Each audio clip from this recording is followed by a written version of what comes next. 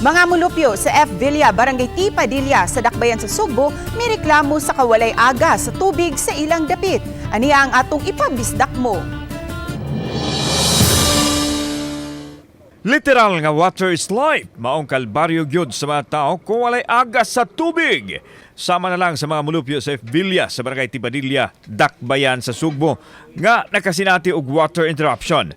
Si Jason Araraw, namuti na lang ang mga mata sa pagpinabot sa aga sa tubig, nga kinahanglan kaayo sa ilang panginabuhi sa karinderya. Nagdipunog na ang hugasan sa mga kitchen utensils, maong napugos na siya sa paghakot og tubig gikan sa layong dapit o gibutang sa ilang punduhanan. Hasol kayo Gabi na hugas no? Tipunog. Tapunog. Pero saan to? Katong ni Agas, lubog daw. Lubog.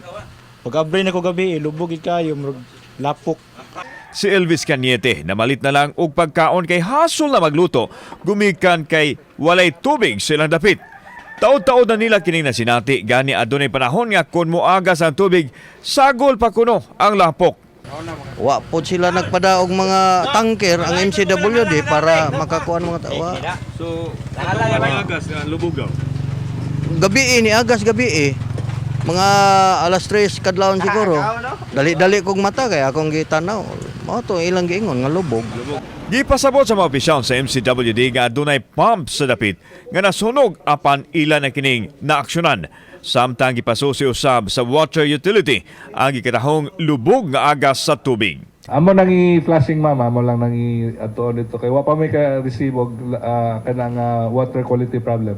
Kuwan nga wa may tubig because lubog ang tubig. Munang dili sa nato sanay pagawas, di ba? O mulubog magong tubig magawan. Kauban si Clover Lumayag, ako si Alan Domingo.